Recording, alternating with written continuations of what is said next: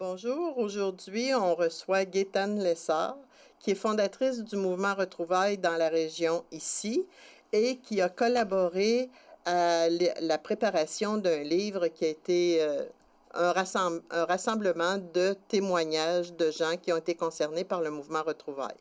Bonjour Gaétane. Bonjour Micheline. Ça va bien? Oui, je suis contente de te voir. Bon, on veut parler du mouvement Retrouvailles et on veut parler du livre qui s'appelle Lueur originelle, qui consiste, comme je l'ai dit, à un rassemblement de témoignages de gens, dont toi, qui ont participé, qui ont utilisé le mouvement Retrouvailles pour retrouver leurs parents biologiques.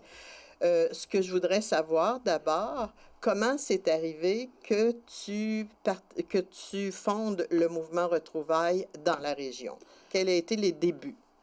Bien, les débuts, c'est que j'étais toujours toute seule à faire des recherches. OK. Et j'ai appris qu'à Montréal, ils faisaient un groupe des régions pour nous aider à trouver les recherches, à faire des recherches et faire avancer la loi concernant de reconnaître les personnes qui peuvent se reconnaître. Peux-tu expliquer davantage quand tu parles de la loi pour retrouver les personnes, pour les gens qui ne connaissent pas ça? Là? Bien, le but premier, c'était de faire avancer la loi. OK. Pour qu'il y ait de plus en plus de retrouvailles. Et le but, c'était ça. Et là, on a formé, comme je vous disais tout à l'heure, et nous avons eu... Toute la province de Québec avait un représentant ou une représentante du mouvement. OK. C'était nos débuts, ça. OK. Et là, il y avait eu des rencontres, il y a eu des rencontres auprès des gouvernements et tout. OK. Alors, à un moment donné, quelqu'un a eu l'idée d'écrire un livre. OK. Ce livre-là, là, Oui. dont on parle? Oui, parce que vous savez qu'un livre, ça reste. Ben oui. Et ça permet aux personnes de, je dirais pas se libérer, mais être fiers d'être capable d'écrire ce qu'on vit. Peut-être aussi d'aider d'autres personnes pour être capable de faire le même cheminement. Toi, on va parler de toi parce que tu as collaboré au livre. Oui. Les autres histoires sont aussi très intéressantes, mais comme c'est toi qui es présente, ben c'est la tienne qu'on va parler. Oui. Donc, comment as-tu commencé tes recherches? À quel âge as-tu commencé tes recherches? J'ai commencé très tôt, j'avais 16 ans. J'ai pris l'auto d'ici la région et je suis allée à Montréal. À l'époque, ça devait être quelque chose, une fille de 16 ans qui part toute seule à Montréal. Mais disons que ça courait pas les portes, comme on Probablement. dit. Et oui, je me suis rendue à l'hôpital où on m'avait laissé en adoption. Oui. Parce que le verbe, c'est ça, laisser en adoption, c'est de même que ça se dit. Que ça se dit, c'est correct. Oui, et puis là, c'était quelque chose, là, partir tout seul, une grande ville. Pas des familière, oui. Je vois ça aujourd'hui et je me dis, comment ai-je pu faire ça? Et il faut vraiment, là, ça prouve la détermination. Exact. Et le besoin de connaître. Le besoin de savoir. De savoir, de connaître et de savoir qui j'étais. Mais là, quand tu es allé là la première fois, évidemment, tu n'as pas eu de renseignements. Tu allais là pour une visite? Tu allais là oui, en exploration? Oui, tu as raison, parce qu'il faut commencer, puis ça m'obsédait un peu, parce que je savais qu'à un moment donné, il y avait un début, là. Mais tu savais depuis longtemps que tu étais adoptée? Oui, parce que mes parents me l'ont dit, ils me l'ont fait. Je l'ai appris. J'étais relativement jeune, heureusement. Ben oui. Parce qu'on sait qu'il y a des personnes qui apprennent à 60 ans, sont adoptées. À 60 ans? Oui, puis oui, c'est arrivé encore pas longtemps, il y a quelques années, où ils rouvraient le papier, puis là, ils se mettaient à lire, et là, ils apprennent qu'ils n'ont jamais été leur fille. Mais là, toi, tes parents adoptifs te l'avaient dit. Oui, ils me l'ont dit. À partir de ce moment-là, il y a eu un changement. À partir de ce moment-là, tu as voulu savoir. Oui, parce que là, je trouvais que, voyons, c'est qui je suis. Vous savez, il y en a qui n'ont pas besoin de faire des recherches. Oui. Ils sont très heureux, très heureuses dans leur vie. Tant mieux, ils vont bien avec les parents adoptifs, tout parfait. Sauf qu'on n'a pas le même tempérament, le même caractère, le même besoin de savoir. Exact. Oui, c'est vrai, ça. OK? Alors, puis ça n'a rien à voir avec le parent adoptif. Parce que souvent, les parents adoptifs, ils ont peur. Elle va s'en aller, elle va nous le laisser. Elle nous aimera plus. Il n'aimera plus. Et on peut en numérer des Toi, conséquences. tes parents adoptifs, ils étaient d'accord à ta recherche? Ben, mon père était décédé à ce moment-là. Ma OK. mère, ça lui faisait rien. OK. Tu sais, de toute façon, elle aurait fait me l'aurait empêché, je serais allée pareil. Parce que le besoin est très puissant OK. chez les personnes qui en Ouais. ont besoin. Ouais. Je le répète, là. Pour être certain que des personnes qui, comme je vous disais tout à l'heure, puis les personnes qui vivent bien leur adoption, moi, j'ai quasiment envie de les jalouser parce qu'ils sont moins tourmentés. Ben oui, c'est ça. C'est ça. Alors, je suis rendue à... Bon, je m'en vais à Bon, t'es Montréal. allé à Montréal, J'ai t'avais... visité. Oui, C'est très spécial. c'est ce qu'on appelait la crèche, Oui, là, c'est bien la crèche ça? Diouville. Diouville, OK. Oui. Oh, c'est immense. C'est immense comme... Mais endroit. aujourd'hui, ça n'existe plus? Ah, oui, ben ils ont transformé ça en... Je pense qu'ils font des bureaux avec ça, Ah, plein OK. Donc, d'affaires. la crèche comme telle n'existe Ça fait plus. pas des années où là, on l'a pas défait, on l'a Ouais, pas construit. on a changé sa Oui, vocation, on a dans le sa fond. vocation avec... Puis...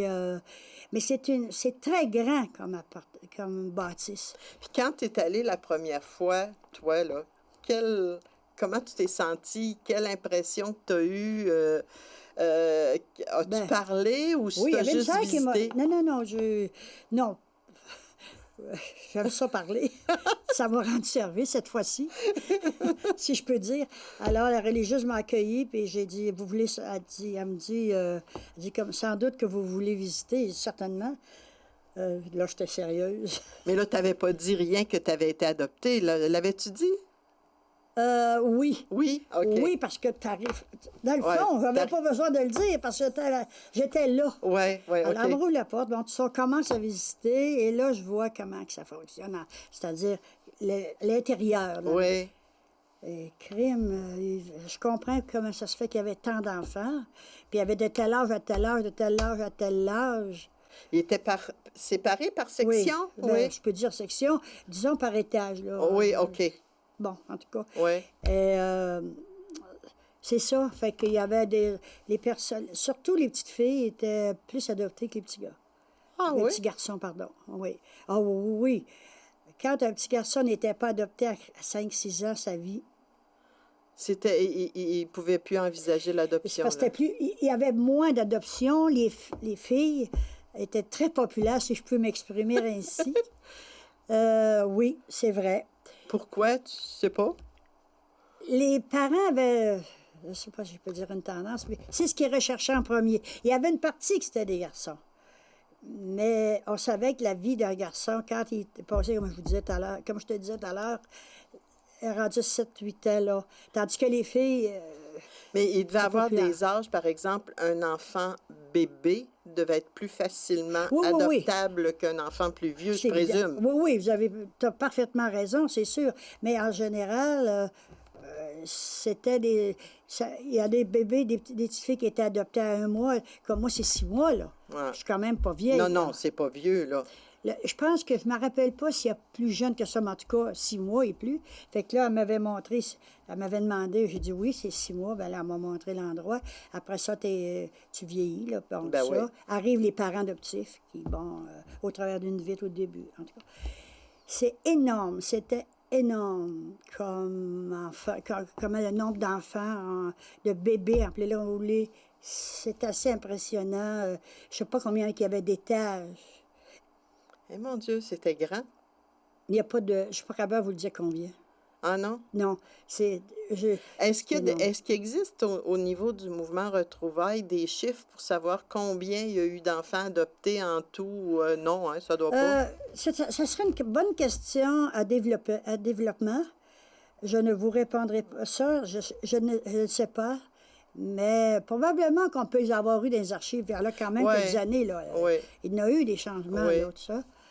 Et là, ben, c'est Mais ça. tantôt, on parlait tout à l'heure, puis tu me disais que quand il y a eu une loi de passer au niveau du gouvernement, il y avait eu 10 000 appels dans un matin, dans une journée. une journée, oui. Une journée, c'est quand même, ça veut dire qu'il y en a quand même beaucoup qui recherchent leur origine. Là, je vais vous dire un chiffre.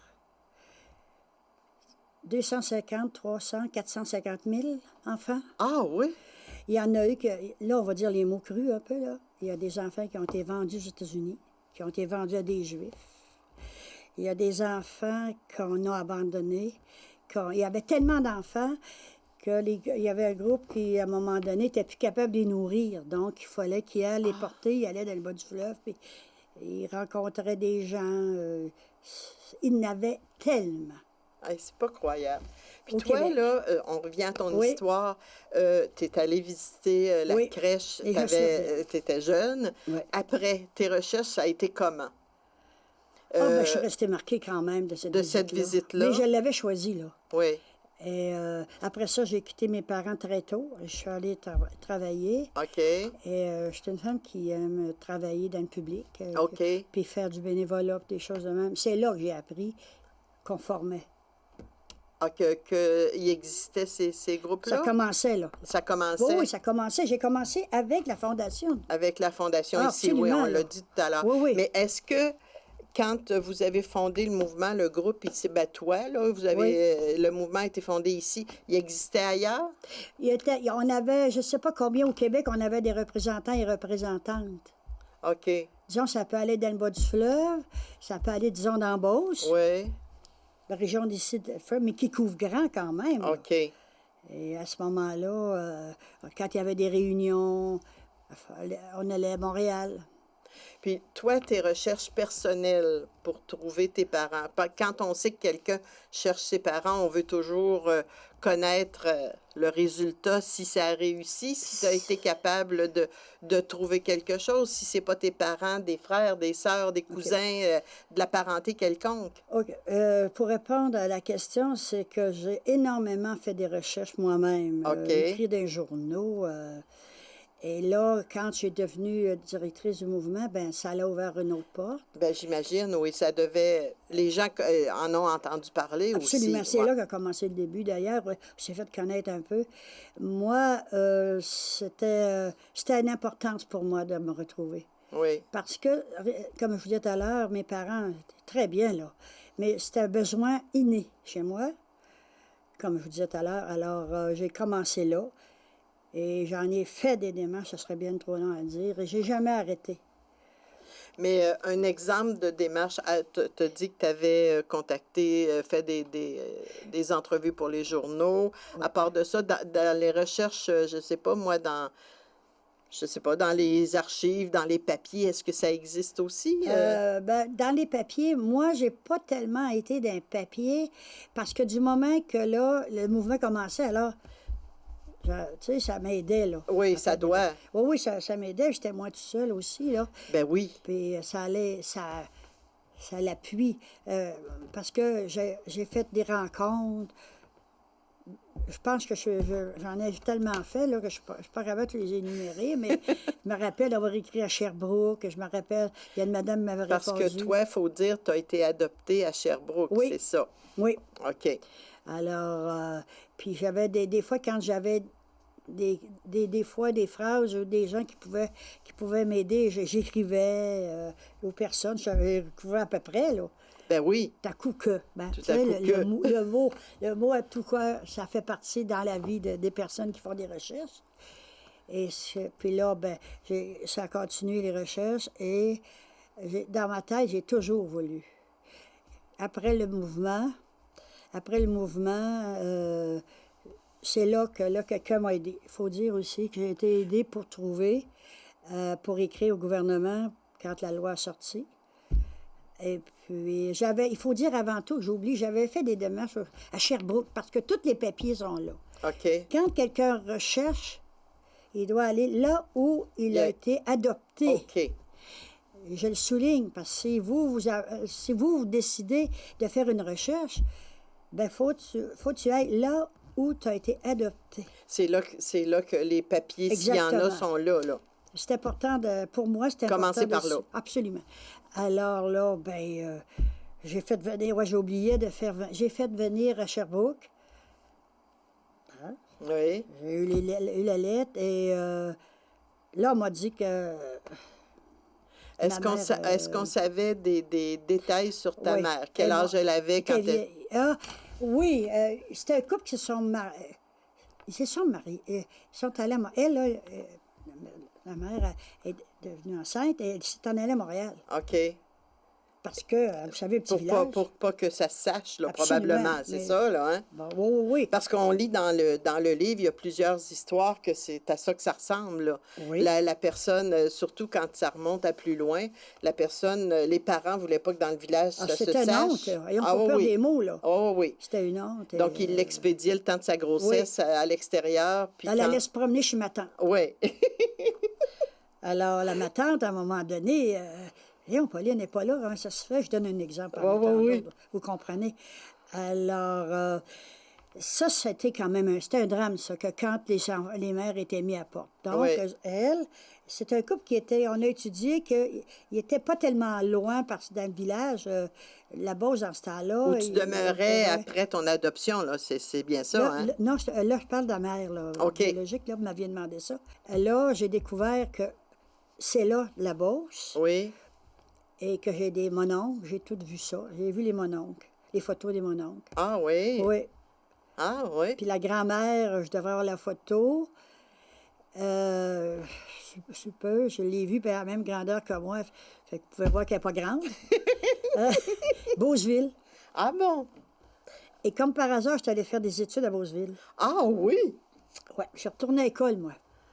Après, Dans ma vie de travail. Un bon matin, je suis levée, j'ai dit, moi, je vais finir mon école. Alors, je suis allée à Beauceville et je pense que j'étais pas loin de où elle demeurait. Une grosse famille, OK. ma grand-mère. Alors, Donc, dans le fond, sans le savoir, tout est tu, possible. tu te Non, sans le savoir. rapprochais, ouais, tu te rapprochais. Oui, Ouais. oui, mais je t'approchais beaucoup. Ben oui. Alors, ce qui est arrivé aussi, c'est que quand j'ai eu la lettre de Montréal, c'est-à-dire du gouvernement ainsi que l'autre que j'ai eu de Sherbrooke, elle ne voulait pas me dire de quoi qu'elle était morte. Ah, OK. J'ai dit, écoutez, madame, là, j'ai dit, c'est tel âge, là. Je voudrais bien savoir de quoi qu'elle est décédée. Ah, ben, non. Elle ne voulait pas, pardon. Elle ne OK. voulait pas. Mais finalement, elle me l'a donné. Mais ça a quand même une importance, ça, parce que n'importe quelle personne qui va aller chez le médecin se fait souvent demander ses antécédents médicaux. C'est vrai? Fait que Certainement. c'est extrêmement important là, toi, en ne connaissant pas tes parents, tu peux pas répondre à cette question-là quand le médecin te demande ça, là. Quand t'as pas de problème de santé, ça va, mais en vieillissant, des fois, il en survient. Vous avez un enfant, comme Ben, vous dites, c'est qui est ça. handicapé, puis qui Ouais. est bon. Ce qui est arrivé aussi, c'est parce que on vient tanner de se faire. Ben, tanner, c'est peut-être pas le bon mot, mais à chaque fois, ne serait-ce que visiter pour les yeux, là, on fait un examen pour la vue. Oui. Bon, l'avez-vous dans votre famille, mais Oui. ça devient une obsession. Ouais. Là aussi que je voulais vous souligner, c'est là où il y en a des madames puis des messieurs, mais surtout des madames qui disaient moi, j'ai pas d'affaires, ça me fait rien. Ma mère, c'est ma mère, tout ça. Mais c'est quand elle a un enfant. Ouais. Ouais. Là, puis moi, je me souviens qu'une madame a dit comment ma mère a pu faire pour m'abandonner quand moi, j'abandonnerais, je serais pas capable d'abandonner mon enfant. Ouais. Parce Alors, que... c'est tout un drame, là. Ben, drame. Ça finit par un drame. Oui, oui, ça finit que c'est un Puis drame. Puis c'est parce que tu as des rappels constants, Tout tu as le des temps. rappels à tous les Ben, jours. presque, Tu parles de ouais. l'optométriste, là, Un ça peut être... exemple, Ben, là. c'est ça, mais c'est quelque chose quand on n'est pas concerné, auquel on pense pas, là.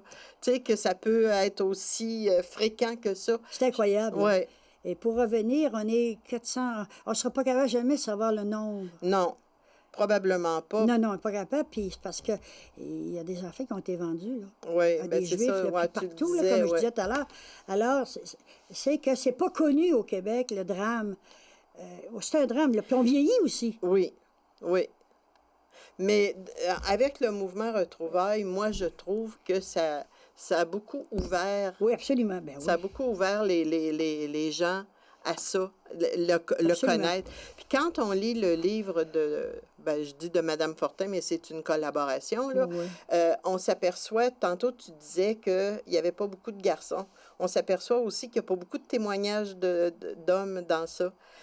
je me demandais, je me posais la question en le lisant, mais là, j'ai ma réponse, parce que il y a une couple, deux, je pense, je sais pas, il y en a pas beaucoup. Puis c'est surtout des filles, puis c'est souvent le même cheminement, le même patron Pattern. qui se, Ouais. ouais, le même pattern qui se répète d'une histoire à l'autre. C'est souvent la même chose. Le début, la fille qui s'en va à l'extérieur parce qu'elle est enceinte, c'est une honte.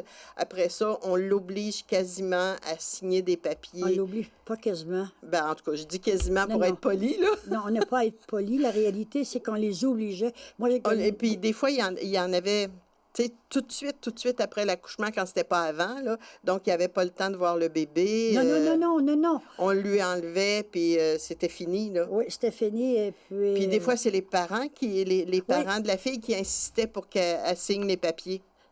ça, savez-vous, plus qui montait en grade dans la société, qui avait des enfants, Oui. que la madame avait un petit Ah bébé, oui, OK. alors là, c'était le drame. Il C'était fallait pas encore que ça pire. paraisse. Et c'est là que les mères étaient là avec un foulard dans la figure. Elles ne pouvaient pas aller manger avec les autres, hein?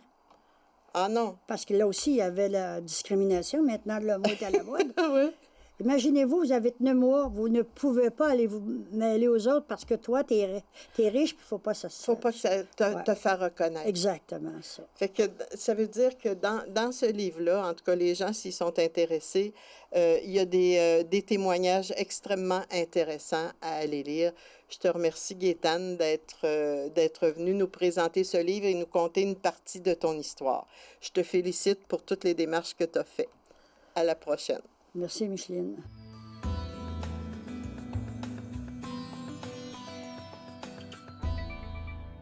Ce soir, je vais vous parler d'un livre d'un auteur canadien. Le titre, c'est L'ange envolé de Rick Moffina. Et il faut dire l'ange envolé, le en de envolé est entre parenthèses. Je vais vous expliquer pourquoi tout à l'heure. C'est un auteur canadien qui est né en Ontario, qui a été journaliste à plusieurs journaux connus comme le Ottawa Citizen, le Toronto Star, et il est auteur de plusieurs romans policiers. Celui-ci, ce roman policier-là, 416 pages, raconte l'histoire d'une femme ça se passe au Texas, une femme qui s'en va dans un marché aux puces avec ses deux enfants. Elle a une petite fille un petit peu plus âgée et un bébé dans une poussette qui a quelques mois. Et puis, survient une tornade et elle est à l'extérieur, donc il y a un couple qui est là, qui lui aide à rentrer à l'intérieur pour se mettre à l'abri, mais elle est frappée, elle perd connaissance et quand elle se réveille, son petit garçon est disparu. Il n'y a que, il reste sa petite fille, mais son petit garçon est disparu. Puis là, elle le cherche, elle fait toutes sortes de démarches, elle ne le trouve pas. Et là, on apprend, là, je vais vous en dire un petit peu, pas jusqu'à la fin, là, mais on apprend que le couple qui lui avait aidé a enlevé le bébé.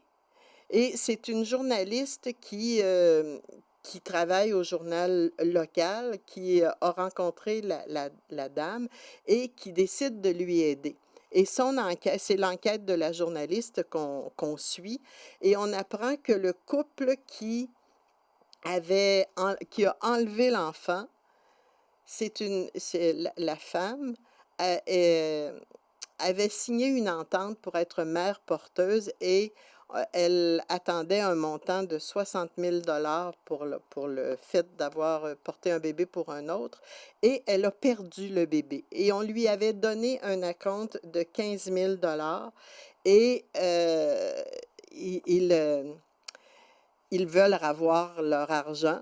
Et là, eux autres ont fui avec le bébé et la dame, elle cherche le sien, bien sûr. Et ceux qui avaient payé pour une mère porteuse, c'est une agence il y a comme des magouilles en arrière. Finalement, la pègre russe est impliquée là-dedans. Ça devient très suspense à un moment donné pour savoir comment ça va se résoudre. Et le donneur de sperme, c'est quelqu'un qui n'est pas connu, mais le père du donneur de sperme a perdu ses fils et veut retrouver le bébé. Il y a tout ça qui est impliqué. Ça semble confus, mais c'est très clair et c'est très agréable à lire aussi. Je vous le conseille fortement. Et comme je dis à chaque fois, un bon livre est un livre qu'on regrette d'avoir terminé. Et ici, je dirais, c'était le cas.